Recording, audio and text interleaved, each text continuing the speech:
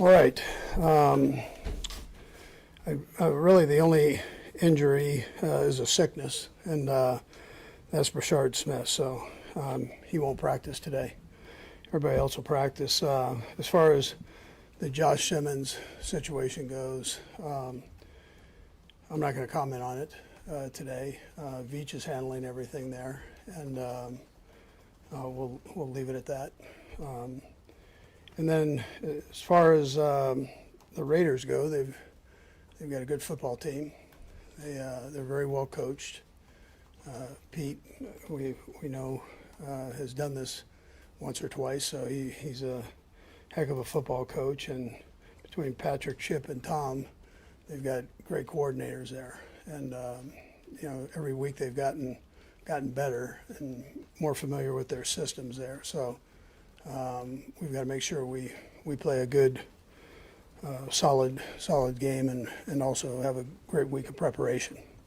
But we also love having them come in here to GH Field at Arrowhead Stadium. We understand the rivalry, and our fans really understand the rivalry, and they get after it. But our players understand that too. It has a little bit of that college atmosphere to it, where you have a team that you've had a rivalry with for many years, and you feel privileged to be a part of that. So anyway, with that, time's yours. Understanding you're going to hold back on details, Josh isn't practicing today. Yeah, I'm just going to let it go here. Yeah, let it go here. Just to complete that, no timeline. I know, there's no timeline whatsoever. Okay. Coach, Jeremy Fowler reported earlier that there's not going to be any plans for ramping up Rashee Rice. You're going to give him as much as he possibly can. Can you confirm anything about that, or is there some sort of plan for getting him steadily back into the offense? Well, he's going to play. I mean, how many snaps he gets, ask Jeremy, he'll tell you. Coach, I know you've had Rashee back for a few weeks here. Does it feel even different with his energy this week, knowing that he's going to be on the practice field today, all that stuff? I mean, he's got to be really fired up. Yeah, listen, I think he's excited to be back in and going. I think getting through practices here will be good for him to kind of get back into the swing of things. And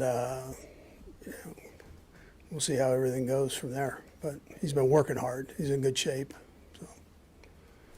What stood out about Jalen today, and just the way I guess he handled, obviously he signed here, I assume, to potentially have a start, but just yeah, sure. Not that yeah, and he's handled that part well. I mean, listen, he's a competitive kid, and he did come here to step in, and you never know about drafts and that. So, but he's always ready, and he practices a third of the practice because Andy rotates him in there. So I thought he did a nice job the other night.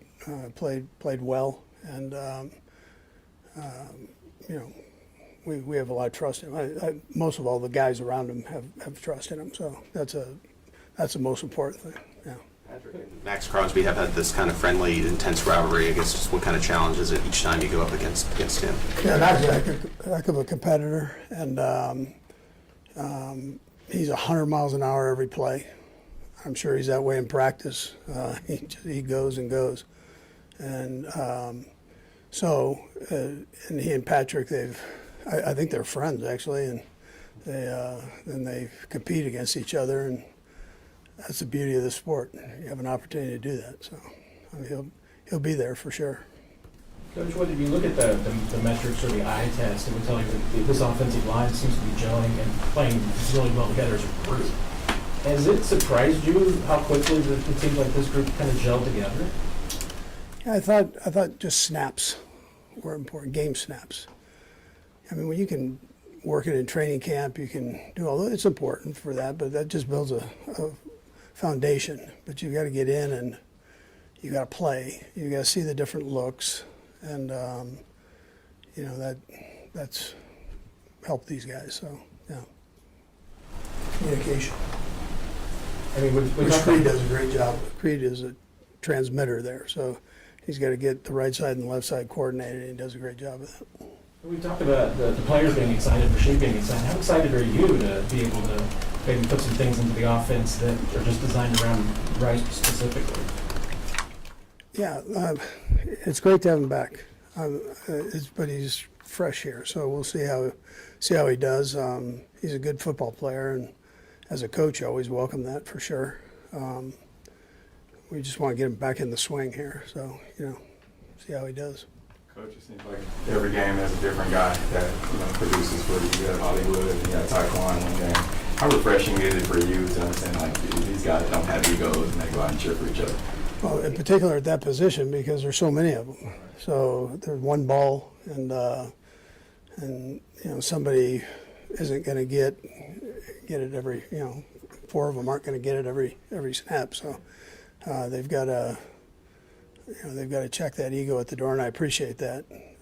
And then when they do get opportunities, I appreciate the way they handle that too. They're good football players. Hollywood did have a really good game, and he's made a couple the last 2 weeks or so. He's made some catches that are really incredible catches. So tough kid too. He's not very big. He's tougher than shoe leather there. So.